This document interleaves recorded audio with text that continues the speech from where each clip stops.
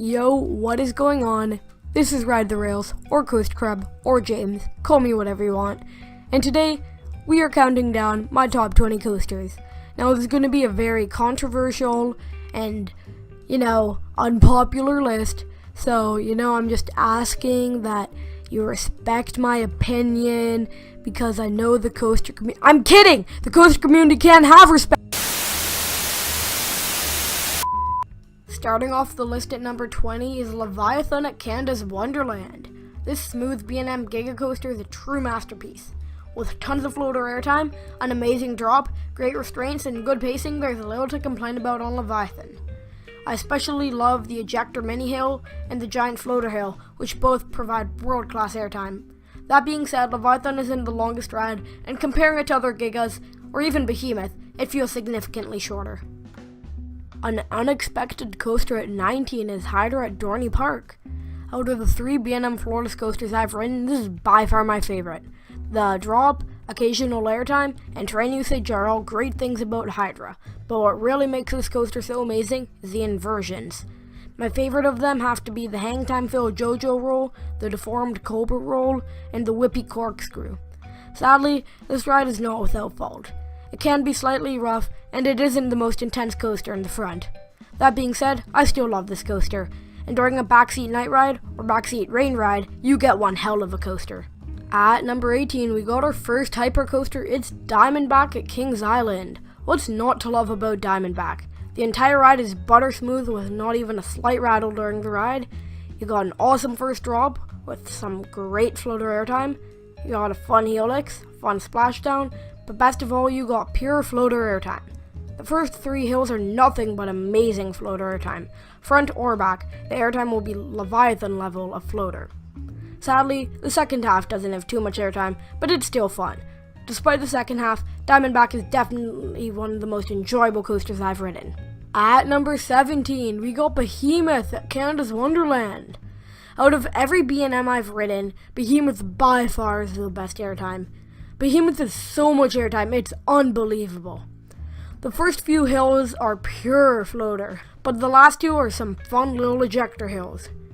The drop also gives some amazing floater airtime in the front, while it's just pure insanity in the back. The helix at the end is also pretty fun and intense in the backseat. Behemoth is definitely one of the best B&M hypers I've ever ridden, and definitely deserves a spot on this list. At number 16, we have an amazing invert. It's Banshee at Kings Island. Banshee is nearly perfect for a B&M inverted coaster. It's by far one of the smoothest coasters I've ridden. Up until the last few elements, there's absolutely no rattle at all. The drop is also by far the best on any invert. It's steep, tight, and just feels absolutely insane. What really makes Banshee an amazing coaster is its inversions. Every inversion gives tons of amazing hang time, especially the inline twist, as well as the vertical loop and the dive loop. And while it doesn't give hang time, the pretzel knot is certainly insane and very intense. The only thing to take away from Banshee is the restraints, which slowly crush your chest throughout the ride. But aside from that, Banshee is one amazing coaster and one epic invert. At number 15, we have the most insane coaster on this list. It's X2 at Six Flags Magic Mountain. If I were to ever write an essay on what insanity means to me, it would probably just turn into an X2 review. Let's just emphasize how insane this coaster is. The seats flip, on the drop, on inversions. You have no idea where you're going. On top of this absolute insanity, X2 is one of the greatest drops of all time. Nearly vertical, and the seats flip during it. Definitely one of my favorite drops, if not my very favorite drop. X2 is also easily one of the most intense coasters I've ridden. The 2 inversions are especially intense, but every point in the ride feels incredibly forceful. Well, except that turnaround.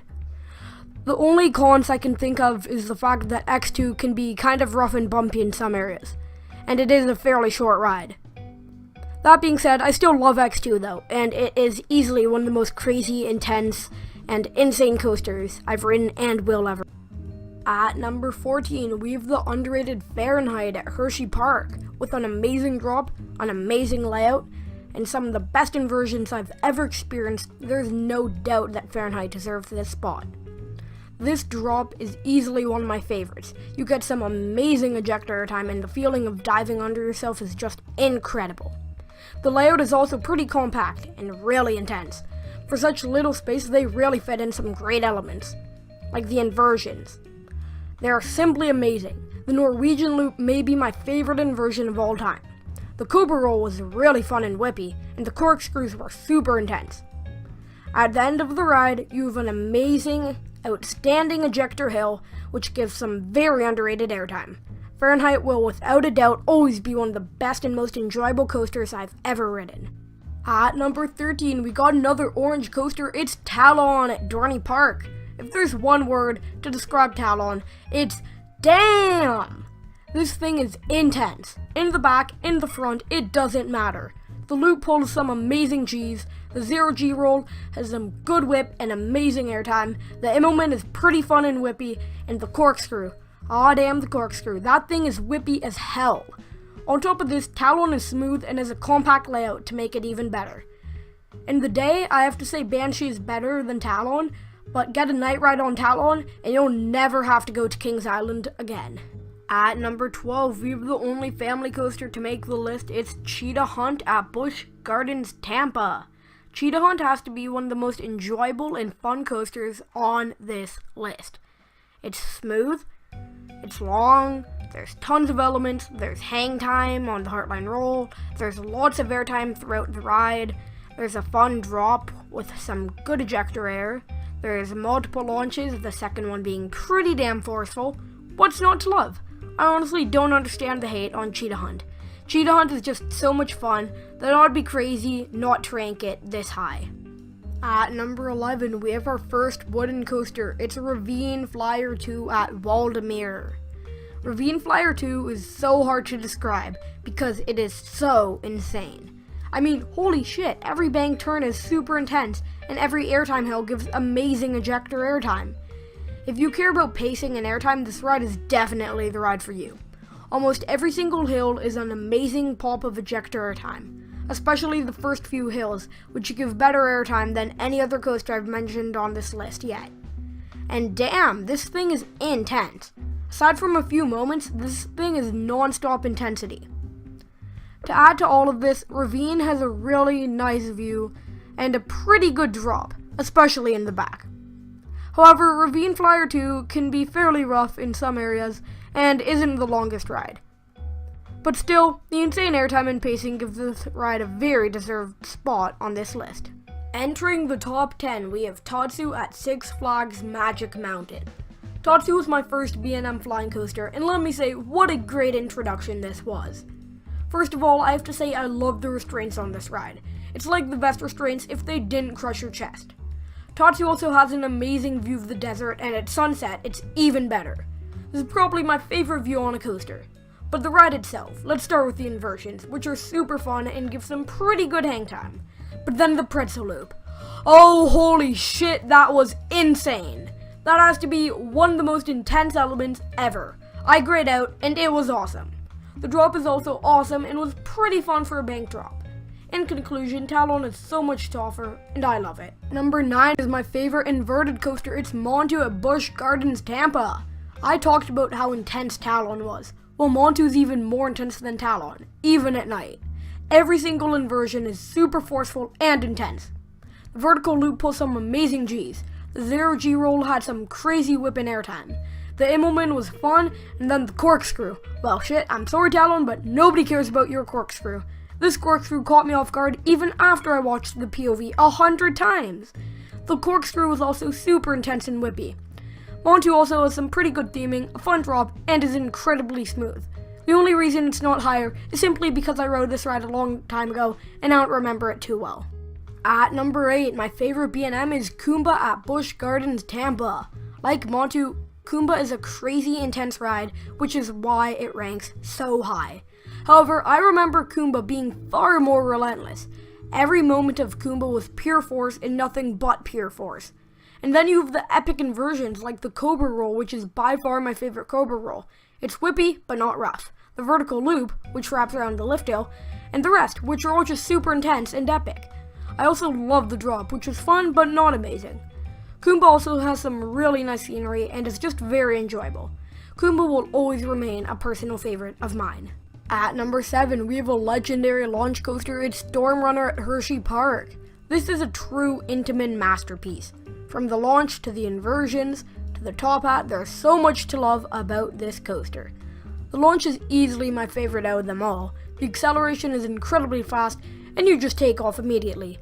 The inversions are also awesome. The Cobra Loop is fun and intense, the Heartline Roll gives some amazing hang time, and the Flying Snake Dive is easily one of my favorite inversions for its pure insanity. There's also amazing floater airtime on the top hat. Following the top hat is a 90-degree drop, which completely throws you out of your seat. At this point, who can deny that Storm Runner is one hell of a coaster? At number 6, we have a legendary hypercoaster. It's Phantom's Revenge at Kennywood. This coaster has by far some of the best pure ejector airtime out of any steel coaster I've ridden. If you love getting ejected out of your seat while still having a smooth, fun ride, this is no doubt the ride for you. Every single hill is pure ejector airtime. You lift inches out of your seat, it's incredible. Well, maybe the best moment is the double down, which in the backseat has to be one of the greatest airtime moments ever. The two drops are also super fun, but don't really give any airtime. Phantom is also pretty forceful in the backseats, especially on the first giant bank turn. I have to say backseat is definitely the best for Phantom. Phantom's Revenge is truly an insane coaster, packed with even more insane airtime. At number 5, we have Millennium Force at Cedar Point. Holy hell, is this ride amazing. Airtime, intensity, restraints, view, duration, drop. This thing has it all. The first airtime hill is easily the best moment of floater airtime I've ever experienced on a coaster. You were out of your seat for what felt like a solid 5 seconds, floating 100 feet above the ground. The second hill didn't give much airtime, but the mini ejector hill, oh damn, that is some fine ejector airtime right there. You get absolutely shot up. This ride is also pretty damn forceful and has a good pace throughout. The first overbank, believe it or not, also made me gray out. The view of Lake Erie is also simply breathtaking and unforgettable. The T-bars are also my favorite restraints, which made this ride so much better. And then of course the legendary drop. Soaring down that drop with some outstanding floater, ejector, I'm not sure what it is, but it was insane. Millennium Force is just flat out the most enjoyable coaster I've ever ridden. At number 4, we got the coaster that's on everybody's list. It's Maverick at Cedar Point. Stangle dives, airtime, launches, intensity, a beyond vertical drop, inversions. Maverick is awesome. This coaster is everything you could possibly want. The second launch is easily one of the best launches and is super fun and forceful. The first drop absolutely launches you out of your seat and may very well be my favorite drop. The two airtime hills give ejector airtime that is undeniably amazing. Fun bank turns, fun inversions, but best of all, two amazing, insane stangle dives that whip you around and eject you sideways. Definitely the best part of the ride. This ride is also long as hell and it feels like it lasts forever.